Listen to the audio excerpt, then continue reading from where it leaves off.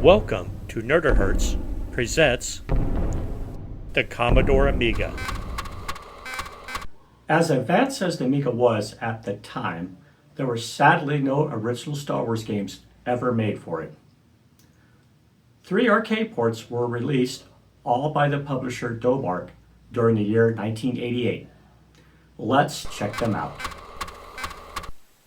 First up is the legendary Star Wars, released by Atari in 1983 for the arcades, which is one of my all-time favorite video games.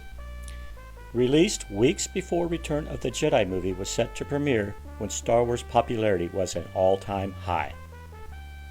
It is a first-person rail shooter set during the attack of the Death Star from the events of A New Hope.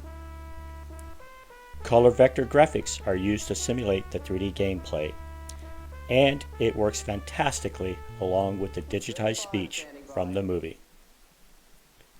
The game is based on 3 different phases. The first phase is where you're in a dogfight against TIE fighters and Darth Vader himself. To destroy the TIE fighters and their projectiles, along with hitting Vader for bonus points. Survive long enough and you head into phase 2.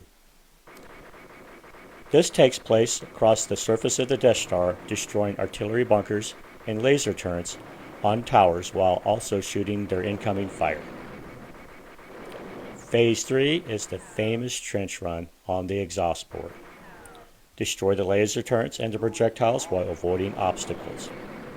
Eventually, you get to the exhaust port and destroy the Death Star with a well-timed photon torpedo.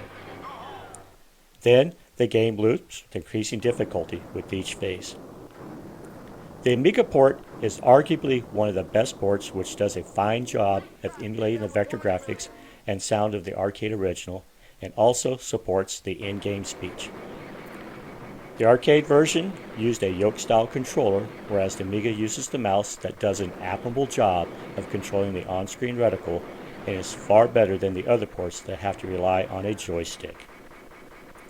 Even though there is just the 3 phases that repeat, I never get bored when playing it. If you're a fan of Star Wars Arcade, this is the version to play. In 1984, Atari decided to skip Empire Strikes Back and release an arcade game based off Return of the Jedi. Atari went with isometric raster graphics this time instead of using vector-based ones. The game revolves around the attack of the second Death Star through 3 different stages. Stage 1, with the first one having you pilot a speeder bike as Princess Leia through the Forest of Endor,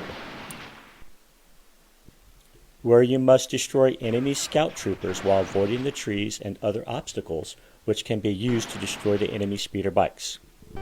The goal is to reach the Ewok village where several Ewoks, C-3PO, and R2-D2 are waiting for you.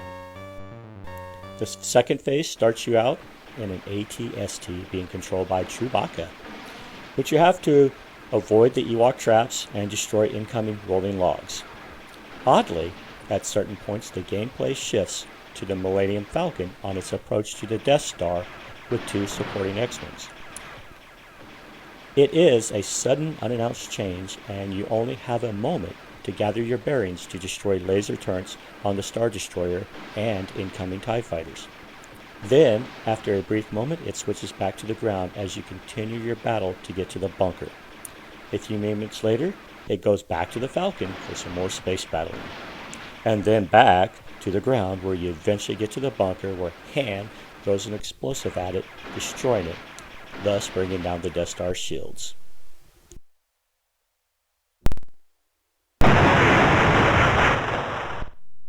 The game then switches to its final stage where you are flying the Falcon into the Death Star. You have to avoid incoming obstacles and TIE fighters behind you to get to the reactor core to destroy it. Once destroyed, the Falcon reverses course to escape the fiery destruction of the Death Star by avoiding the same obstacles and destroying incoming TIE fighters. Make it out and you get to see the Death Star explode. Then the game repeats with increasing difficulty.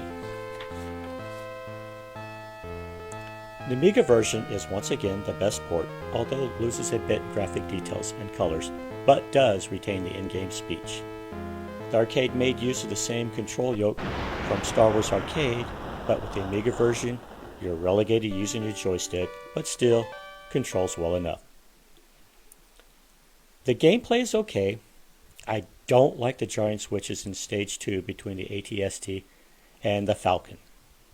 Unlike Star Wars Arcade, I get bored quickly playing Return of the Jedi, but it's still fun for short times.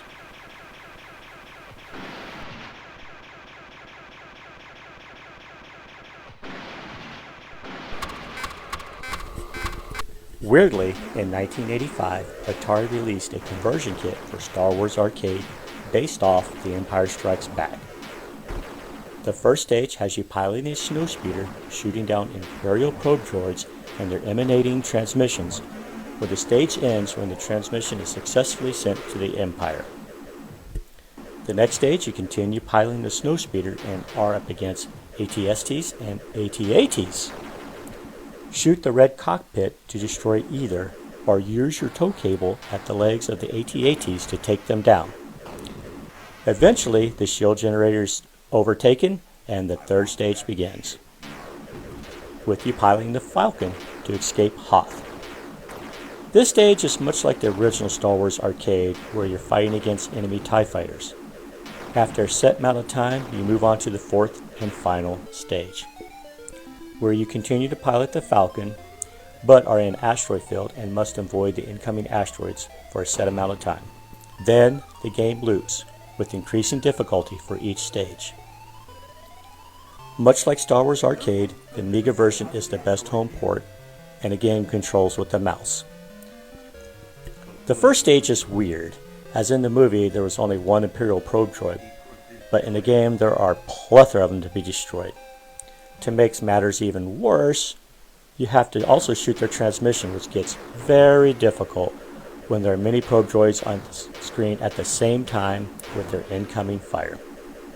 The second stage is where this game really shines as you battle against the AT-STs and the AT-ATs, as they are no longer on rails and can fly around the environment to take out the enemies at different angles while using your tow cable to take down the walkers.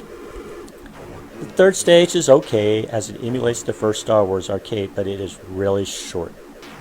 Then the fourth stage is simply a snooze fest, as you can easily avoid the asteroids by parking the Falcon in one of the corners.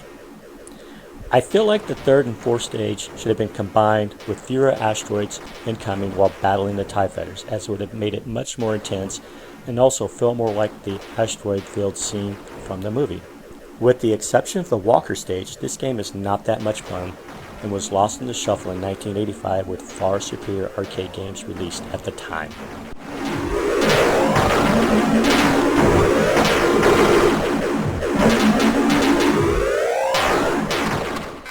It's really sad that these were the only Star Wars games released for the Amiga and no original titles. Even though they're solid ports, it's clear that these are cash grab releases, which is not a bad thing, especially if you enjoy the arcade versions and one of the best home versions. Comment below if you played any of these arcade ports and which one is your favorite. Thank you for watching Nerdahertz Presents the Commodore Amiga.